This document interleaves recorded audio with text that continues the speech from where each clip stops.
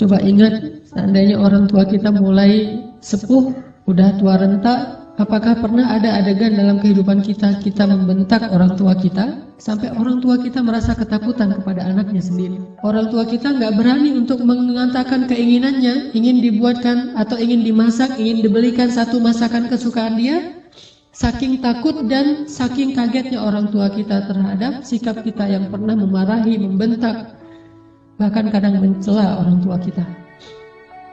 Coba ingat adegan itu yang pernah terjadi di suatu pagi di rumah kita kepada orang tua kita. Adegan yang pernah terjadi di suatu malam di hadapan orang tua kita. Bahkan kadang kita pernah memarahi orang tua kita sampai dia malu di hadapan orang banyak, di hadapan saudara-saudara kita, di hadapan saudara-saudaranya, di hadapan orang banyak yang dia tidak kenal, mungkin di jalan, mungkin di pasar, mungkin di mal, mungkin dimanapun. Karena kita kecewa kepada orang tua kita, lalu kita marahi orang tua kita habis-habisan di depan orang banyak. Sampai orang tua kita merasa sedih, kecewa, lalu merasa takut kepada anak yang dulu sering dia gendong. Anak yang dulu dikecup keningnya, tetapi ketika anak ini merasa sudah mampu, sudah punya segalanya dan orang tuanya dalam keadaan lemah, dengan sombong dia membentak orang tuanya. Dengan sombong dia memarahi orang tuanya, tanpa pernah peduli dan tidak pernah lagi ingat bagaimana dulu dia diperlakukan oleh ayah ibunya. Ingat, adegan itu pernah terjadi dalam kehidupan kita. Kalau kita merasa kita tidak pernah melakukan itu, mungkin kita adalah seorang pelupa.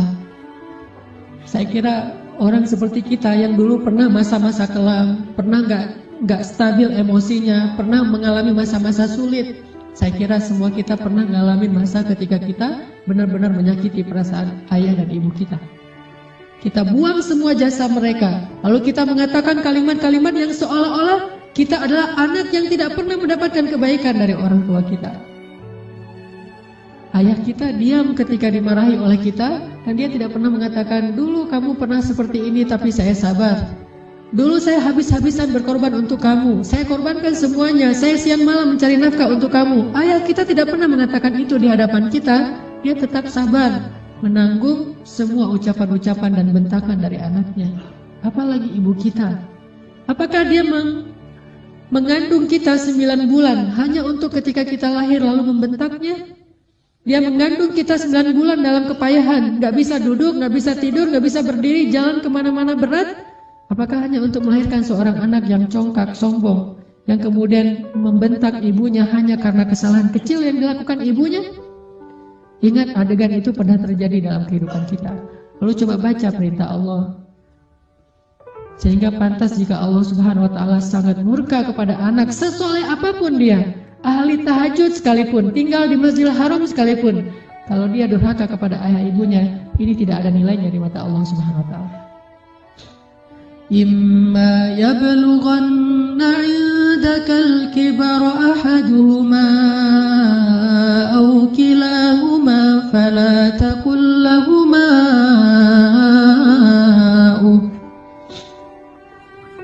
Seandainya salah satu dari mereka atau keduanya tumbuh atau hidup bersama kalian dalam tanggungan kalian, maka janganlah sekali-kali kalian mengatakan kepada keduanya kalimat-kalimat yang menyakiti. Uffin. Allah larang kita untuk mengatakan itu. Lebih baik kita tidak pernah sholat sunnah sekalipun, kalau kita masih bisa tetap menjaga lisan kita kepada orang tua, daripada kita menjadi ahli ibadah tetapi kita tidak mampu menjaga lisan kita dari menyakiti orang tua kita. فلا تقل لهما أف ولا تنهرهما فلا تقل لهما أف ولا تنهرهما وقل لهما قولا كريما. فلا تقل لهما أف. Kalimat uff ini adalah kalimat ketika seorang anak tidak mau mendengar ucapan nasihat dari orang tuanya, dia berpaling, maka itu adalah kalimat uff. Dia tidak mengabaikan apa yang diucapkan oleh orang tuanya adalah kalimat uff. Orang tuanya belum selesai berbicara, dia sudah pergi, itu adalah kalimat uff. Orang tuanya memberikan usulan tetapi bagi dia itu sesuatu yang tidak penting, maka itu kalimat uff. Semua kalimat mengabaikan yang menyakiti perasaan orang tua kita adalah kalimat uff. Sedangkan wala tanharhuma adalah kalimat seorang anak yang merasa lebih benar daripada orang tuanya. Kalimat sombong, kalimat yang seorang anak merasa lebih tahu daripada orang tuanya. Atau bisa jadi orang tuanya melakukan satu kesalahan kecil, lalu anaknya melarang orang tuanya melakukan kesalahan itu. Ibu jangan malu-maluin saya di depan umum. Ayah gak usah seperti itu. Melarang orang tuanya melakukan sesuatu yang menurut dia tidak pantas, itu termasuk wala tanharhuma. Jangan larang dia. Biarkan dia melakukan apa yang dia kehendaki selama itu bukan dosa besar. Bahkan apalagi urusan-urusan sepele di rumah tangga kita. Mungkin dia melakukan sesuatu yang gak berkenan bagi kita. Katakanlah misalnya dia memakai baju yang menurut kita tidak selalu pantas. Katakanlah dia beradab dengan adab yang tidak terlalu kita senangi. Jangan larang dia, tetapi ajaklah dia bicara yang baik-baik.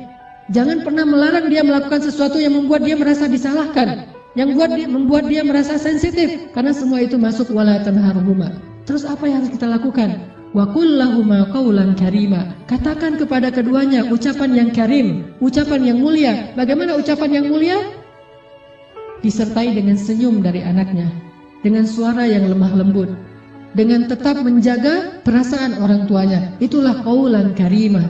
Tapi kalau kita mengucapkan kalimat yang paling benar sekalipun, bahkan tentang perintah Allah sekalipun, kita bilang kepada orang tua kita, atau kita larang orang tua kita dari berbuat satu kesalahan. Misalnya ibu kita membicarakan tentang orang lain, dia menggibah, karena dia tidak paham bahwa itu dosa, dia menggibah. Dia tidak pernah ngaji seperti kita, karena gak punya waktu sebanyak kita, dia sibuk mengurus kita.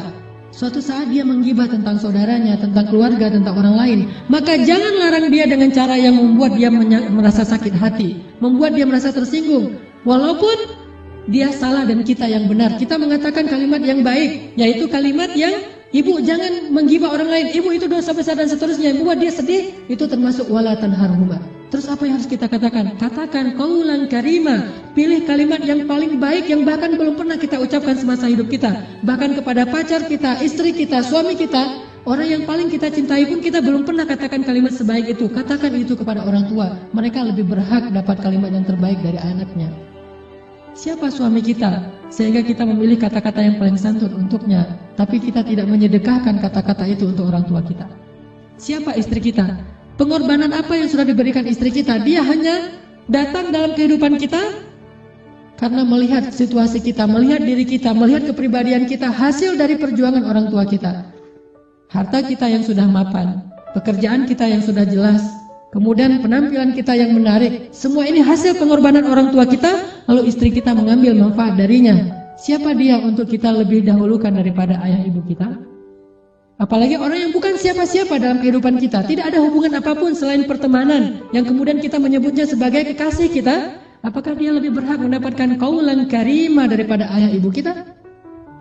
Makanya Allah mengatakan wa qul lahuma qaulan karima. Selalu tersenyum ketika berbicara kepada orang tua kita, bahkan dalam kondisi ketika kita tidak nyaman perasaannya, dalam kondisi kecewa sekalipun, dalam kondisi tersinggung sekalipun, kita berhak untuk tersinggung, tetapi kita tidak berhak untuk mengekspresikannya di hadapan orang tua kita.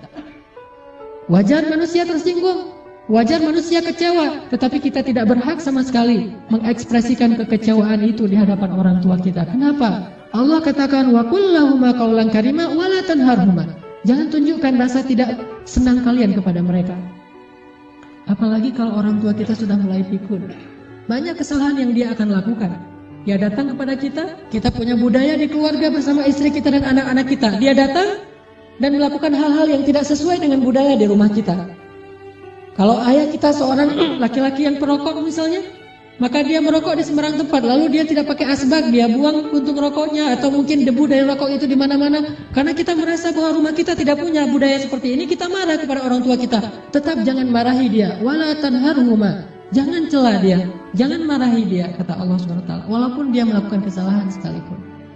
Ibu kita juga demikian. Mungkin dia sering tersinggung dengan menantunya, yaitu pasangan kita, dengan suami kita, dengan istri kita. Tetap walaupun ibu kita yang salah, jangan kita menghardik dia, wala tanharhuma. Tetapi kita minta istri kita, suami kita untuk lebih bersabar kepada mertuanya.